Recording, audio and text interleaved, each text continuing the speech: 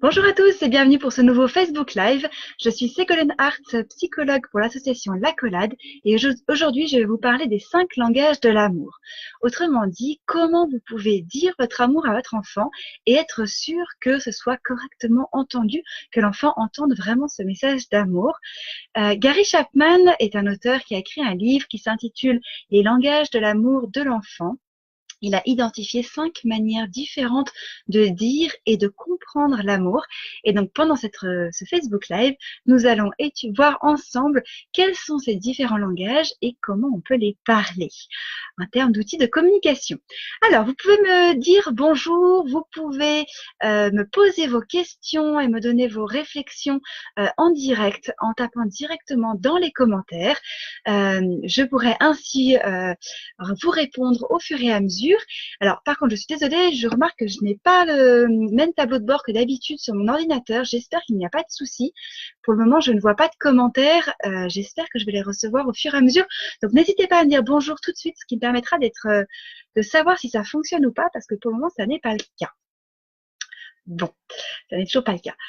Nous allons donc démarrer d'abord cette conférence par une courte présentation de l'association L'Accolade.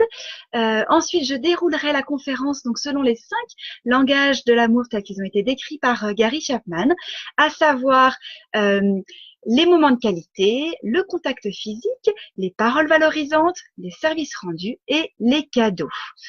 Donc, je vous le répète, n'hésitez pas au fur et à mesure à me poser vos questions pendant le Facebook Live. Et s'il vous plaît, dites-moi bonjour pour que je sache si les commentaires fonctionnent, parce que je vois qu'il y a des gens qui sont présents pendant le Facebook Live, j'ai des likes, mais je ne vois pas de commentaires. Ça m'embêterait de ne pas pouvoir répondre à vos questions au fur et à mesure. Voilà. Alors, l'Accolade, c'est une association qui est située à Morinvilliers, qui est un village du côté des Mureaux. Ah, merci Séverine pour votre bonjour, comme ça je sais que ça fonctionne. Donc, je suis située au niveau des Mureaux de Morinvilliers, donc entre les Mureaux, Poissy, Saint-Germain-en-Laye. Je propose des ateliers pour les parents, donc les ateliers Faber et Maziche, parler pour que les enfants écoutent, les ateliers toujours Faber et Maziche, frères et sœurs sans rivalité, des conférences dans des sites autour de Morinvilliers et des Facebook Live comme ce soir. Je propose également des ateliers pour les enfants et en tant que psychologue, je propose également des thérapies pour enfants et adolescents et des consultations en guidance parentale pour les parents. Voilà pour l'association L'Accolade. Et bien maintenant, nous rentrons dans le vif du sujet, les 5 langages de l'amour tels qu'ils ont été décrits par Gary Chapman. Donc ici, je vais parler plus spécifiquement de la relation parent-enfant, mais Gary Chapman, lui, a d'abord travaillé au niveau du couple, et donc de comment se dire son amour au sein du couple. Et donc, ce que je vais dire ici est également valable pour le couple, et puis pour toute relation amicale, et aussi pour une relation d'amour avec soi-même. On peut aussi se dire à soi-même son propre amour, même si dans notre société actuelle, c'est pas quelque chose qu'on a l'habitude de faire, de s'aimer soi-même. Et pourtant, c'est en s'aimant soi-même qu'on peut être capable d'aimer l'autre, parce que si on s'aime pas soi-même, je vois pas tellement comment on peut s'ouvrir à l'autre et dire pleinement et sereinement son amour à l'autre. Voilà. Spécifiquement pour la relation parent-enfant, Gary Chapman dit que il n'y a pas de spécialisation de l'un ou l'autre langage de l'amour avant 5 ou 6 ans. Les enfants parlent un peu toutes les langues qu'il a pu identifier et donc vous pouvez évidemment leur proposer toutes ces langues.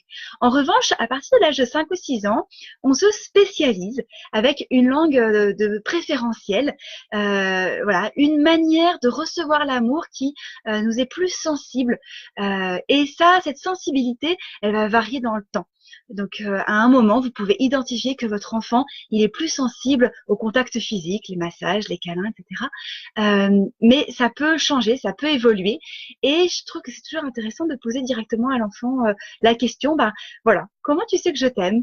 Et parfois, on peut être surpris par la réponse de l'enfant. Et moi, j'avais été très surprise. Il y a quelques années, j'avais posé la question à un de mes enfants qui est réputé pour ne pas aimer les câlins, pour ne pas aimer être touché. Et quand je lui avais dit, et alors, comment tu sais que je t'aime? Il m'a dit, c'est parce que tu me fais tout le temps des gros câlins et plein de bisous. J'avais été très surprise parce que de tous mes enfants, c'était celui avec qui je partageais le moins de câlins et le moins de bisous. Et pourtant, finalement, c'était comme ça que lui recevait mon amour. Donc, j'avais fait attention à cette période de sa vie de lui offrir plus de câlins, plus de massages, plus de contacts physiques que je n'en faisais à ce moment-là parce que j'avais mal compris, mal identifié son besoin. Voilà, bonsoir Marie-Julie.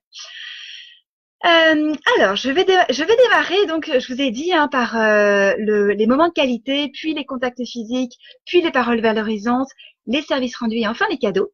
J'ai choisi cet ordre-là parce que c'est mon ordre préféré. Avant de commencer cette conférence, j'ai réfléchi à moi quel langage m'était les plus sensibles aujourd'hui, et c'est cet ordre-là que j'ai choisi. Alors, je le dis parce que peut-être qu'il y a quelques personnes que je connais dans mon entourage qui est en train de regarder ce Facebook Live et qui, du coup, me connaîtra un petit peu mieux à l'issue de ce Facebook Live. C'est la première raison pour laquelle j'ai choisi cet ordre. La deuxième raison, c'est aussi pour vous inviter, vous, à faire ce travail-là avec vous, puis avec vos enfants, comme je venais de vous le dire. Alors, les moments de qualité. Ce que Gary Chapman appelle les moments de qualité, ce sont des moments où on se sent vraiment en connexion, en lien avec notre enfant. Et c'est à ce moment-là, parce qu'on est si bien ensemble, qu'on passe un tel moment d'une forte intensité, d'un plaisir vraiment profond et partagé, que notre enfant va pouvoir ressentir tout cet amour. Donc, je suis pas en train de parler des moments de speed, de rush, de rituel, etc., mais vraiment d'un temps de qualité. Et ces temps de qualité, ils vont être très importants pour des enfants qui sont dans une fratrie, de pouvoir prendre des moments seul avec un enfant, en laissant les autres enfants au conjoint s'il y a un conjoint, aux grands-parents si c'est possible, voilà, et de pouvoir avoir un moment privilégié seul avec son enfant. Quelle durée, quelle fréquence, ça va dépendre de l'organisation de la famille, ça va dépendre du besoin de tout un chacun, mais le plus souvent, c'est le mieux.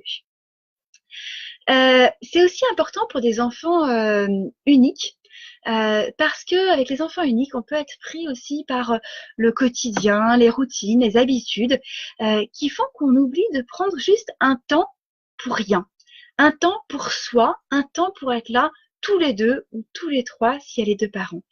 Et vraiment ce temps où on va pouvoir dire à l'enfant, tu sais, là c'est un moment où je vais couper mon téléphone, je vais pas répondre à Facebook, je vais pas et ça va être un moment que pour nous. Et voire même si les grands on peut donner le temps, si les petits on peut prendre le time timer, vous savez c'est un minuteur où on voit le temps se dérouler avec un visuel rouge. Voilà, on se prend 15 minutes juste pour nous et pendant ces 15 minutes, c'est toi le chef, c'est toi qui décides de ce qu'on va faire et tu choisis un jeu qu'on va pouvoir faire ensemble. Voilà, donc les moments de qualité, ça va être des moments où juste on est ensemble, coupé de la télé, du téléphone. Privilégier ces moments de qualité, ça va être aussi par exemple de réfléchir au temps de repas, si on peut éviter les écrans pendant les repas et du coup profiter de ce moment pour être véritablement ensemble. Ça va être aussi d'avoir des dialogues de qualité. Bonsoir Laura. Des dialogues de qualité où vraiment on vient s'interroger sur notre quotidien, sur ce qui nous plaît pas. Alors ça peut être tout simplement un rituel que nous avons mis en place à la maison où le soir au dîner, chacun raconte ses plus beaux souvenirs de la journée et puis les pires souvenirs de la journée. Et à tour de rôle, alors il n'y a pas d'ordre préétabli, hein, mais chacun voilà est libre de raconter le plus beau moment et le pire moment de la journée. Si ça fonctionne pas très bien comme ça chez vous, Daniel Siegel, dans son livre Le cerveau de votre enfant, propose un jeu que j'aime beaucoup, qui est le jeu des 3 souvenirs. On va raconter 3 souvenirs, 2 sont vrais, 1 est faux, et puis c'est aux autres de deviner quel est le souvenir qui est faux. Ça donne un côté un petit peu pétillant au jeu, et du coup ça peut aider à non seulement à prendre conscience de la journée qu'on a passée, mais aussi à être créatif et à imaginer les fausses situations. Le moment de qualité, ça va être aussi des activités de qualité. Donc, comme je vous disais tout à l'heure, que ce soit avec un enfant quand il y a une fratrie ou justement avec l'enfant unique. Et ces activités de qualité, ça peut être une activité toute simple de un jeu de société à la maison, une balade en forêt. Et puis, ça peut être un moment un peu plus extravagant où on dit à l'enfant, voilà, pour ton anniversaire cette année, par exemple, on a décidé que plutôt que t'offrir un cadeau matériel, palpable, on va t'offrir une activité, une sortie, juste toi, papa et maman. Et voilà, juste tous les 3 ou tous les 2 si c'est une famille monoparentale. Voilà pour les moments de qualité. Je vois que les commentaires fonctionnent, que j'ai reçu 3 bonjours. Donc a priori, je reçois vos commentaires. Donc n'hésitez pas si vous avez des questions par rapport à ces moments de qualité et à comment vous pouvez voilà, avoir des moments de qualité avec votre enfant et comment à ce moment-là exprimer votre amour par ce langage-là. S'il n'y a pas de questions, je continue avec les contacts physiques. Voilà, Gary Chapman a identifié aussi que les contacts physiques, c'était aussi une manière de dire notre amour, d'exprimer notre amour. C'est peut-être un langage de l'amour. Alors les contacts physiques, c'est pas forcément des grosses embrassades. Évidemment, ça peut être les grosses embrassades, les gros câlins, où vraiment on prend le temps et on se coupe de tout le reste. C'est-à-dire qu'on arrête de papoter, on arrête de regarder son téléphone, on arrête de surveiller tout ce qui se passe autour. On n'est pas non plus en train de penser au repas qu'il va falloir préparer ce soir, à la réunion importante qu'on a au boulot demain, etc. Mais juste, on est avec l'enfant qui est là sur nos genoux, en pleine présence et vraiment dans une intensité de qualité dans le contact et dans la présence. Et ça, quand on a cette intention d'être pleinement avec l'enfant, je trouve que ça donne beaucoup plus d'intensité au moment que quand on a l'enfant dans les bras, mais quand on est en train de penser à autre chose. C'est des choses qui sont très subtiles, mais qu'on peut vraiment ressentir dans ces moments-là. Après le speed du matin, le calme du dîner tous ensemble, c'est top. Oui. Merci Claire pour ce commentaire. Effectivement. Après, ça va dépendre des familles. Certaines familles, le soir, tout le monde est fatigué, claqué, et du coup, c'est pas le meilleur moment de la journée. À l'inverse, le matin, même s'il y a le rush du départ, on est peut-être plus disponible, plus réveillé. Mais dans votre famille, le calme du dîner est appréciable chez vous. Eh bien, tant mieux. Merci pour votre commentaire. Je continue avec les contacts physiques. On peut aussi ritualiser un massage. On ne le fait plus à la maison, mais à une époque, c'est ce qu'on faisait le soir avant de s'endormir, une fois que l'histoire était lue, que les lumières étaient éteintes. Je passais juste quelques minutes à faire le massage. J'en ai déjà parlé en Facebook Live de ces massages que je proposais. Il faudrait d'ailleurs que je les remette en place parce que c'était vraiment très sympa. Comme mes enfants sont encore petits, je leur proposais des massages imagés, des massages avec des histoires. Donc ils s'allongeaient sur le ventre et puis je me servais de leur dos comme d'un support pour mon histoire. Alors par exemple, donc je leur demandais le thème, c'était eux qui choisissaient systématiquement le thème, ça pouvait des choses très très extravagantes, mais voilà, j'ai souvenir d'un thème que l'un de mes enfants m'avait demandé, c'était safari. Donc j'avais émassé l'intégralité du dos en disant voilà, tout ça c'est la grande savane de l'Afrique, en faisant le contour, voilà, là c'est le contour de l'Afrique et de cette savane africaine, et puis il y a les gazelles qui arrivent, alors tac tac tac tac tac avec les doigts, et puis il y a le soleil qui tape fort. Alors hop, on écrase avec la main sur le dos en partant de la colonne vertébrale et en s'éloignant. Voilà, on peut après laisser libre cours à son imagination pour faire des massages. C'est super si on a pu faire des formations et je profiterai de ce Facebook Live pour vous donner le lien vers une, euh, une formatrice en massage qui est à Chambourcy, Madeleine. Mais on peut aussi proposer des massages juste en étant créatif et voilà, tant que c'est doux, tant que c'est agréable pour l'enfant et tant que c'est agréable pour vous, ça ne peut pas faire de mal. Difficile de ne pas penser à autre chose à quand le bouton off pour le cerveau, les pensées. Oui, c'est très très difficile, ça demande énormément d'entraînement et de toute façon, les pensées vont revenir au galop. On parle du petit train des pensées, hein, le petit train il est en marche perpétuelle et il revient sans arrêt. Le bouton off, c'est le corps. À chaque fois qu'on revient au corps, qu'on se remet à penser à son corps, à ressentir son corps, c'est le bouton off des pensées. Donc, quand vous êtes avec votre enfant en train de lui faire un câlin, voilà, ressentez chaque partie de votre corps qui est en contact avec votre enfant. Ressentez la chaleur de son corps et du vôtre. Ressentez sa respiration. Quelle est votre respiration sur le rythme de la sienne? Voilà. Tant que vous êtes dans le corps, vous ne serez plus dans la tête et dans le petit train des pensées. Et à chaque fois que ça va revenir, parce que toutes les 30 secondes, toutes les minutes, ça va revenir, eh bien, regardez votre pensée comme un nuage qui passe. Voilà. Ah, j'ai eu une pensée, c'était cette pensée-là. Hop, je la regarde passer, c'est mon nuage. Et puis je reviens encore, je redescends dans le corps et je reviens dans cette pleine présence et dans cette qualité de présence à l'enfant. J'espère que ça répond à la question. Alors attendez, il faut que je descende les commentaires parce que je ne vois pas. hashtag la surcharge mentale. Nous en parlerons le mois prochain. C'est justement le thème du mois prochain pour le prochain Facebook Live. Alors, je reviens au contact physique. Donc voilà, je vous ai parlé des gros câlins, du massage. Je vous parle également tout simplement le contact physique. Ça peut être venir près de l'enfant et au moment où vous sentez que ça commence à bouillonner, que ça va pas très bien, ou juste à un moment, il est en train de jouer, il est peinard dans son coin. Voilà, à n'importe quel moment, juste de venir mettre une main dans le dos, une petite caresse dans les cheveux.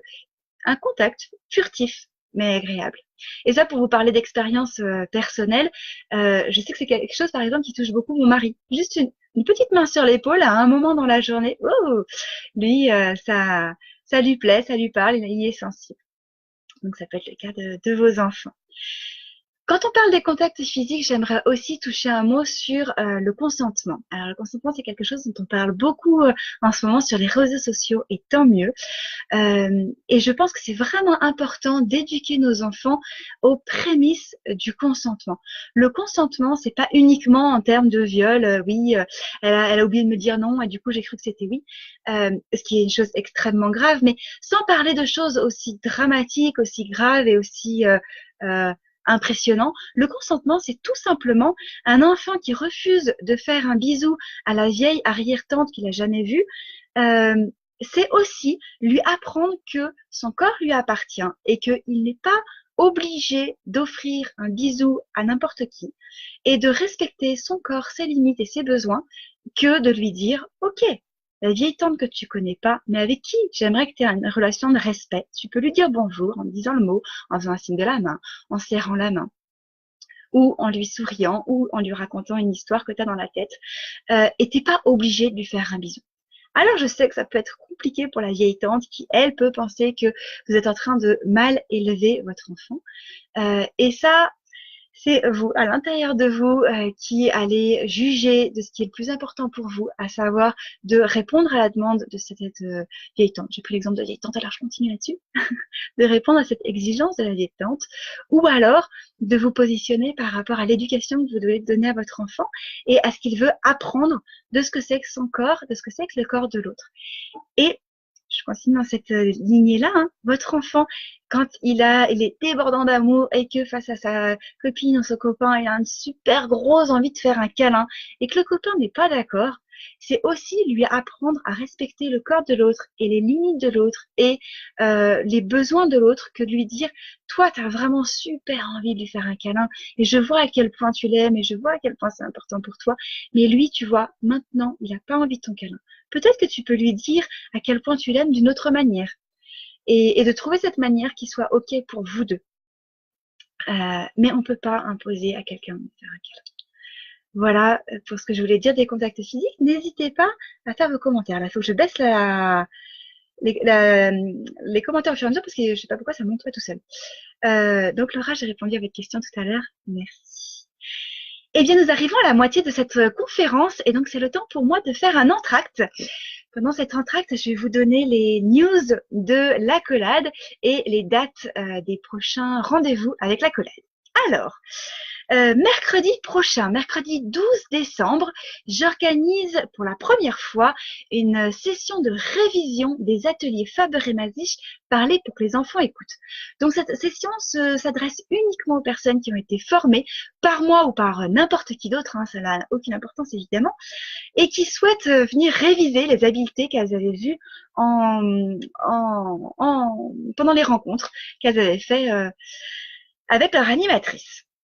Pour plus de renseignements, n'hésitez pas à me contacter par mail, par Messenger, par téléphone. Le jeudi 10 janvier démarre une nouvelle session des ateliers Faber et Maziche. Ça aura lieu les jeudis de 20h à 22h30, en moyenne une semaine sur deux, hors vacances scolaires. Ça démarre donc le jeudi 10 janvier. Il y aura 7 rencontres sur les thèmes de aider les enfants aux prises avec leurs sentiments, quand ils vivent des émotions vives, des émotions importantes, comment les aider. 2 rencontres sur aider l'enfant à coopérer et éviter la punition, remplacer la punition. Donc, comment poser le cadre avec fermeté, bienveillance, respect de l'enfant. Favoriser l'autonomie de l'enfant.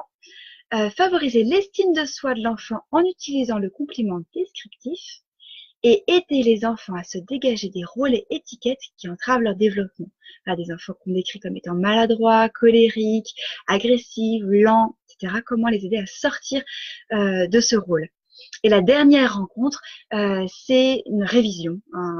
Voilà, moi j'aime bien toutes les questions qui étaient hors sujet pendant les rencontres précédentes, on les traite à ce moment-là, et puis on révise, on revoit et on discute ensemble de tout ce qu'on a vu et vécu pendant les 6 premières séances. Voilà, donc ça démarrera le jeudi 10 janvier de 20h à 22h30. Si vous avez un problème en termes d'organisation, parce que le jeudi ça vous convient pas, mais vous êtes hyper motivé pour venir, ou alors si vous avez un problème en termes de finances, n'hésitez surtout pas à me contacter, à me le dire. Je ferai tout mon possible pour pouvoir m'organiser au mieux pour vous. La dernière date que j'ai à vous donner, c'est le mercredi 16 janvier à 21h. Ce sera le prochain Facebook Live sur le thème de la charge mentale. Donc, mercredi 16 janvier à 21h. Voilà, je vérifie qu'il n'y a pas de commentaires. Il n'y en a pas, ce qui me permet de continuer, de reprendre cette conférence avec les 3 derniers langages de l'amour. Donc, pour le moment, nous avons parlé des moments de qualité, des contacts physiques. Maintenant, nous allons parler des paroles valorisantes. Alors, qu'est-ce que Gary Chapman entend par paroles valorisantes ? Les paroles valorisantes, ça peut être déjà tout simplement, j'aurais peut-être pu commencer par là, les je t'aime. Et alors ça ne mange pas de pain, on peut dire je t'aime à tout va. À condition que ce soit un je t'aime qui parte vraiment du fond du cœur et qui soit vraiment sincère et on sent toute l'intention de l'amour à ce moment-là. Parce que des je t'aime balancés à tout va, à toute longueur de journée, ça peut donner un arrière-goût de mais pourquoi elle me dit elle a besoin de se rassurer sur l'amour qu'elle me donne. Voilà, pourquoi ces je t'aime qui tombent comme un cheveu sur la soupe tout le temps. Mais quand ça vient vraiment du fond des tripes, alors là ça ne peut que être bon, doux et agréable à entendre. Les paroles valorisantes, ça peut être les compliments descriptifs tels qu'ils sont décrits par Faber et Maslich. Faber et Maslich font vraiment une différence entre les comportements évaluatifs, les t'es beau, t'es merveilleux, t'es extraordinaire, et les compliments descriptifs de je vois ce que tu as fait et tu peux en être fier, je vois ce que tu as fait et j'aime beaucoup. Il y a eu un commentaire, je termine juste mon propos. Les prochains, pardon, j'ai perdu mon fil. Oui, donc le prochain thème vous plaît, tant mieux. Je vous en remercie. Les compléments descriptifs, voilà. Je viens juste aujourd'hui de lire un article d'Adèle ou d'Hélène Maslich, je me souviens plus, l'une des deux.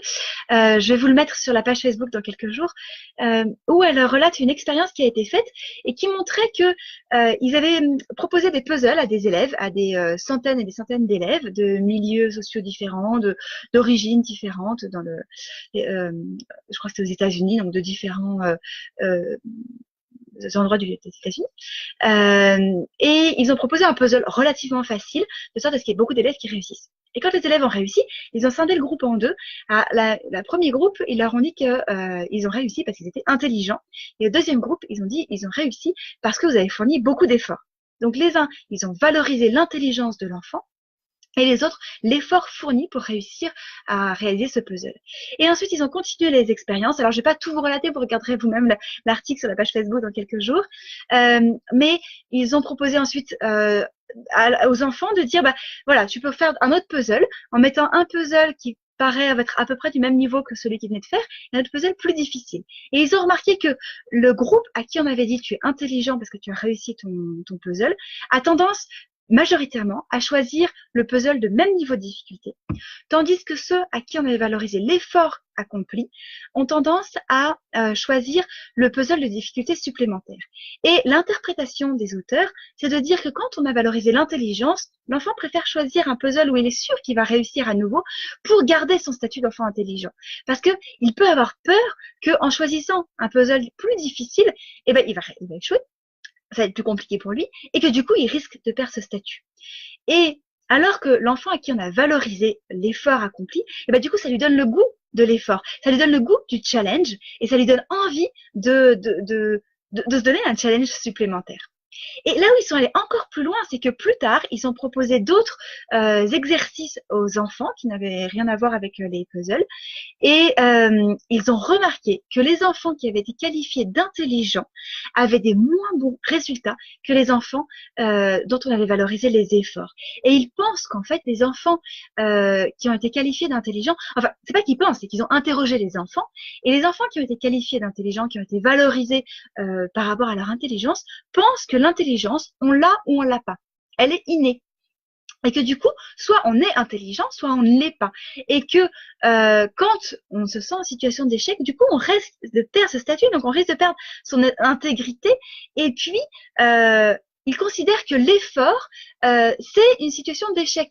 C'est que comme ils sont intelligents, ils sont censés réussir du premier coup. Et que l'effort qu'ils devraient faire, en fait, est signe de leur échec et donc les décourage instantanément. Tandis que les enfants à qui on a valorisé l'effort à accomplir, eh ben eux, ça leur donne envie de faire des efforts. Et comme je le disais tout à l'heure, chaque challenge est chaque effort à accomplir est un challenge supplémentaire, une envie supplémentaire d'aller plus loin. Et donc, ouvre toutes les potentialités. Ce sont des enfants qui sont moins angoissés par rapport au risque d'échec et par rapport aux difficultés à appréhender. Voilà. Alors du coup, je suis un peu partie un peu plus loin que ce que je voulais dire parce que ça n'a plus rien à voir avec l'amour. Mais tout ça pour dire que valoriser l'enfant en disant t'es beau, t'es intelligent, t'es super, t'es génial, t'es le meilleur, etc. Ça n'est pas en fait une manière de dire notre amour. Alors que décrire l'enfant tel qu'il est, waouh, je vois que t'as réussi à accomplir une tâche que jusqu'à maintenant t'avais pas réussi à accomplir. Je vois que t'as mis la table spontanément sans que je te le demande. Je vois que aujourd'hui t'as été de bonne humeur toute la journée et que t'as su faire rire les autres autour de toi. Je vois que, et ainsi de suite, décrire vraiment ce que précisément l'enfant a fait, là, il va vraiment sentir la valeur qu'il a à vos yeux. Je l'ai déjà un petit peu dit dans tout ce que je disais, hein, donc il y a les compléments descriptifs, il y a les paroles d'encouragement, c'est-à-dire valoriser l'effort à faire, et je sais que tu peux le faire, je sais que tu es capable de le faire, j'ai confiance en toi. Voilà aussi une manière de valoriser nos enfants et de leur dire notre amour. Les paroles aimantes, j'en ai déjà parlé. Et le dernier point dont je voulais vous parler par rapport aux paroles valorisantes, c'est le fait d'apprendre à nos enfants à s'excuser quand on s'est trompé. Et pour leur apprendre, il n'y a pas de meilleur moyen que de le faire nous-mêmes, parce que du coup, ils vont apprendre par effet miroir, par mimétisme. Et donc, quand on se trompe, quand on fait quelque chose qui n'est pas en accord avec nos valeurs, comme par exemple leur crier dessus ou les taper, venir s'excuser après en toute humilité en leur disant c'est pas quelque chose que je voulais vivre avec toi, c'est pas quelque chose que je veux te transmettre, c'est pas quelque chose qui me plaît, et vraiment je m'en excuse, et j'ai fait ça parce que moi j'étais fatiguée, parce que moi j'étais stressée, parce que ce qui se passait n'était pas en accord avec ce que je veux vivre, mais j'aurais pu te le dire autrement, j'aurais pu faire autrement, et vraiment je regrette ce que j'ai fait et j'aimerais le faire différemment.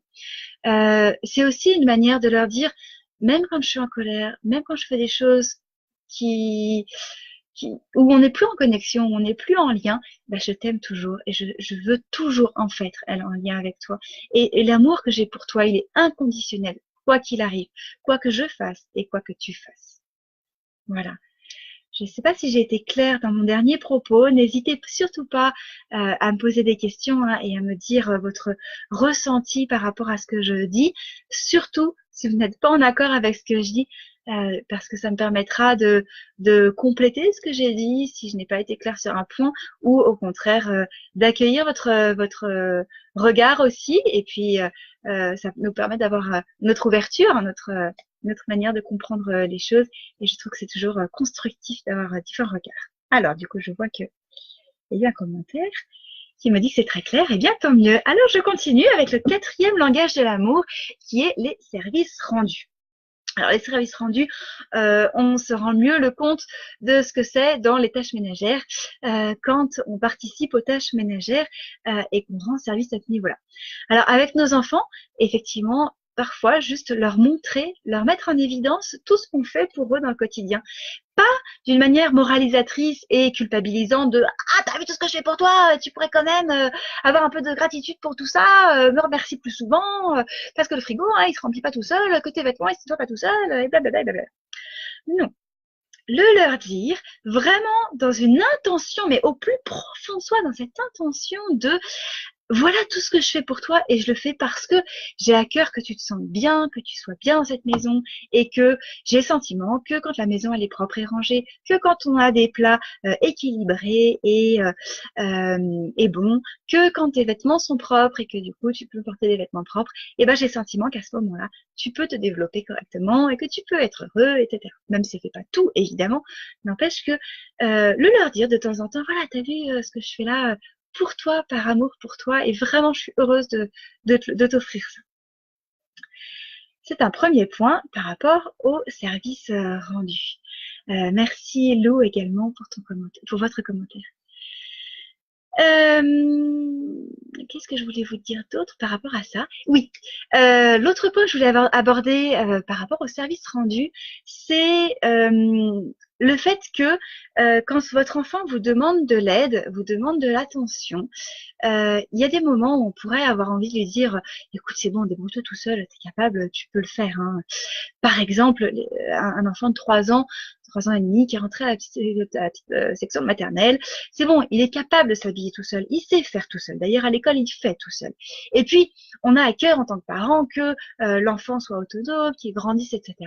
Alors ce matin quand il me demande de l'habiller, et puis qu'en plus ça dure depuis une semaine, depuis un mois, etc. J'ai envie de lui dire non mais c'est bon, arrête quoi. Tu fais tout seul, tu es grand, tu es capable de le faire et tu te débrouilles. Alors moi c'est quelque chose que j'ai fait avec mon aîné, qui se passait dans les cris et les larmes, il pleurait. Et c'est quelque chose que je regrette amèrement, que j'ai fini par arrêter quand je voyais que ça se passait comme ça.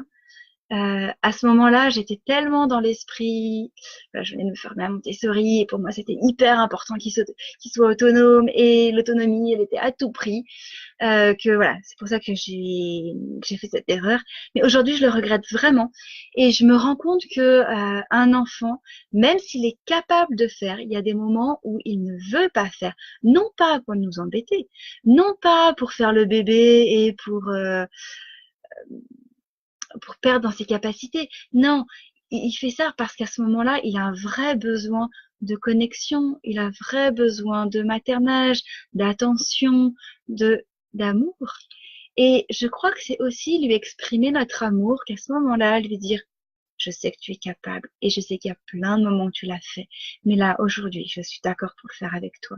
Et en plus, on va le faire tous les deux avec des câlins. C'est-à-dire que tu vas venir sur mes genoux pendant que je te mets ton t-shirt, que on va jouer à faire des guillis au moment où je cache le bidou, etc. Profitez de ce moment finalement pour en faire un moment agréable et de connexion avec votre enfant. Voilà, en venant vraiment rendre service à votre enfant à ce moment-là.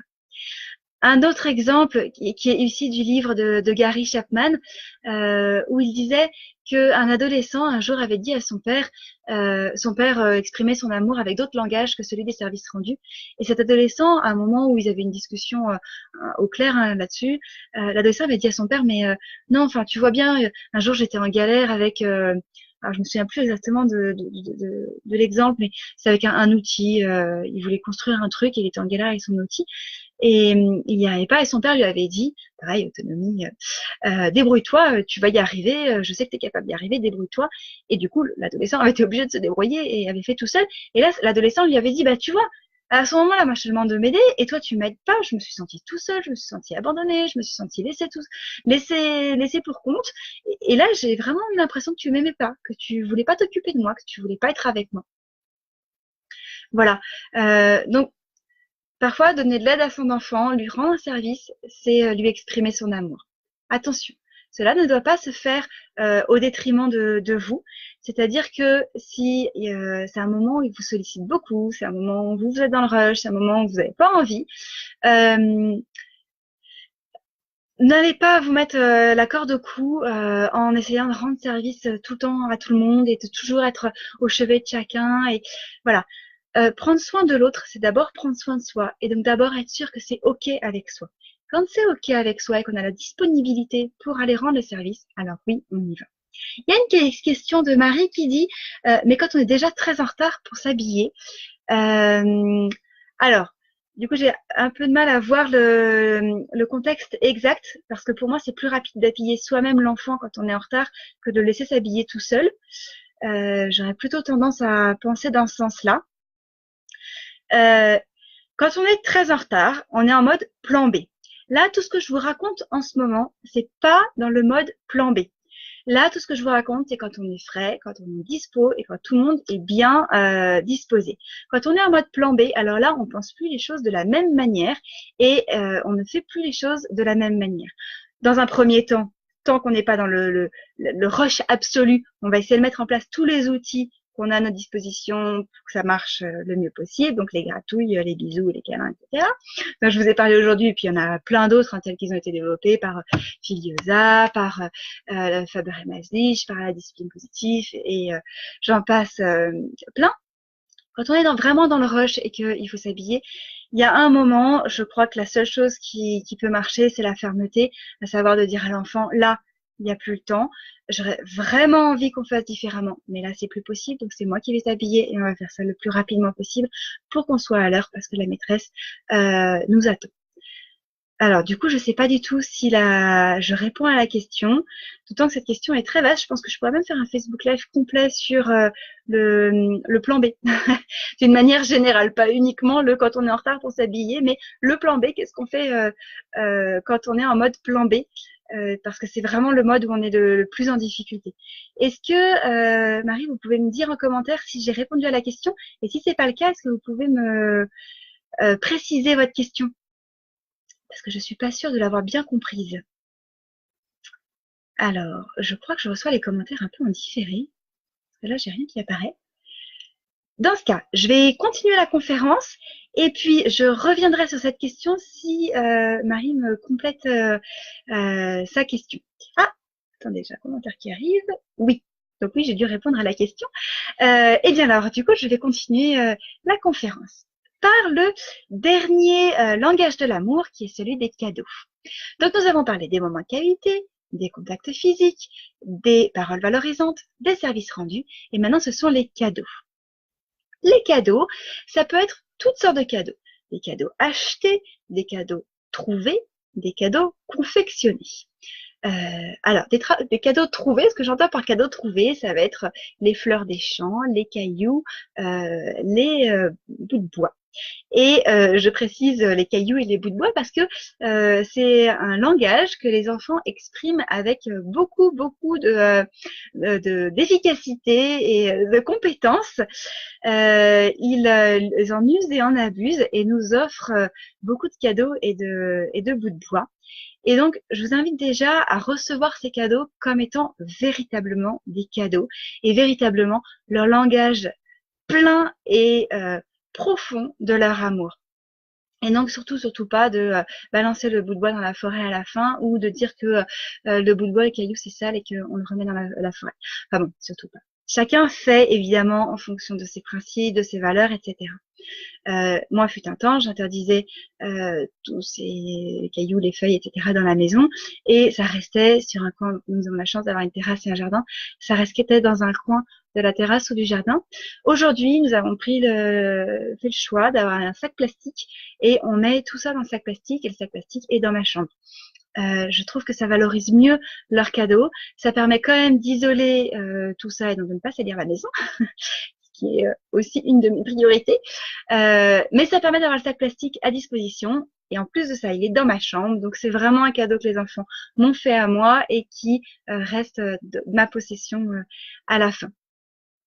Et puis, en préparant cette conférence, je me suis dit, mais j'ai jamais essayé et finalement, j'ai envie d'essayer, moi aussi, leur offrir des cailloux et des bouts de bois. Je l'ai jamais fait, mais je me dis que eux-mêmes expriment cet amour-là. Enfin, voilà, utilise ce langage-là de manière tellement spontanée et puis de manière tellement intensive que, après tout, ça devrait marcher aussi avec eux finalement de leur offrir des bouts de bois et des cailloux. Donc voilà, j'ai bien envie d'essayer la prochaine fois quand je trouve un bout de bois qui a une forme un peu spéciale ou un caillou que je trouve particulièrement joli, de l'offrir à un de mes enfants et puis de voir sa réaction, de voir si ça peut leur plaire. Voilà. Parce que Gary, alors, je vais regarder parce que je vois qu'il y a une... Ah, le commentaire, c'est la réponse est claire. Donc voilà, les cadeaux, ça peut être un cadeau acheté aussi. Alors vous voyez, moi je l'ai mis à la fin de ma conférence parce que personnellement, je suis dans une dynamique d'écologie, de non surconsommation. Donc j'ai un peu du mal avec les cadeaux achetés, surtout en dehors de l'anniversaire et de Noël.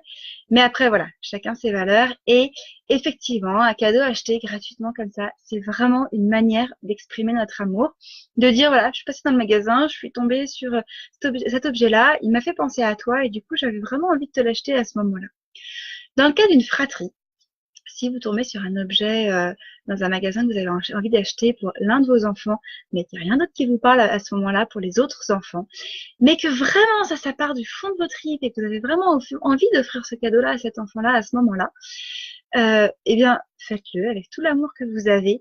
En revanche, essayez de le faire en dehors du regard des autres enfants et d'expliquer à l'enfant à qui vous l'offrez que ça pourrait être compliqué pour les autres de voir que vous avez offert un cadeau à lui et pas aux autres, et d'inviter à la discrétion à cet enfant, en lui disant que vraiment c'était important pour vous à ce moment-là d'offrir ce cadeau à cet enfant-là, que les autres en auront aussi à d'autres moments, mais que voilà, on va éviter de se pavaner avec, de se vanter devant les autres. Évidemment, ça va être un secret ni un tabou, hein.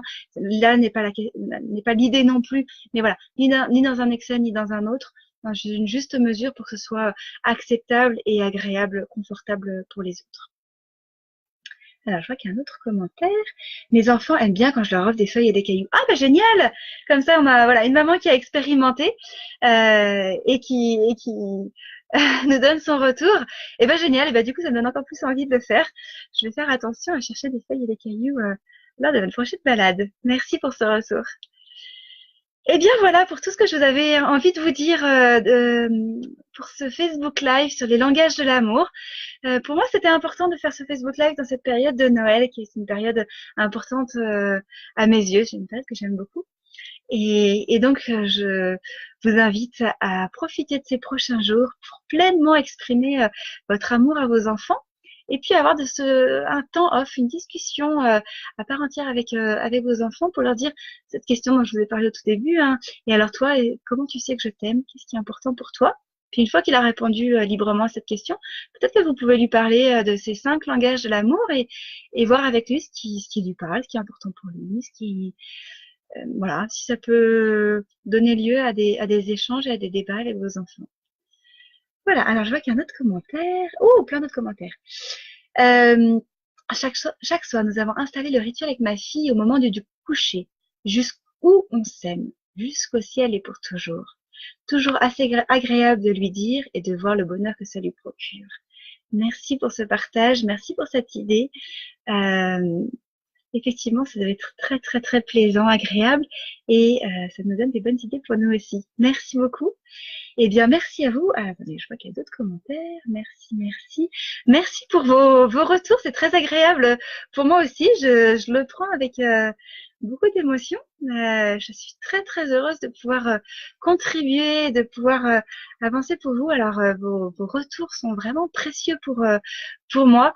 Et c'est, voilà, un langage de l'amour que vous m'adressez, un cadeau que je reçois avec toute son intensité. Donc merci à vous, merci pour vos commentaires, vos questions, vos retours. Et puis je vous attends avec impatience. Euh, merci infiniment. Je vous attends avec impatience, soit de visu lors des ateliers ou des conférences. Je vous ai pas donné les dates des prochaines conférences parce que c'est pas encore complètement organisé, mais vous les aurez soit sur Facebook, soit dans les newsletters. Et sinon, je vous retrouve le 16 janvier autour de la charge mentale. Alors, attendez, je vois qu'il y a encore des commentaires. Merci, merci. Eh bien, de rien. Bonne fin de soirée à tout le monde. Au revoir.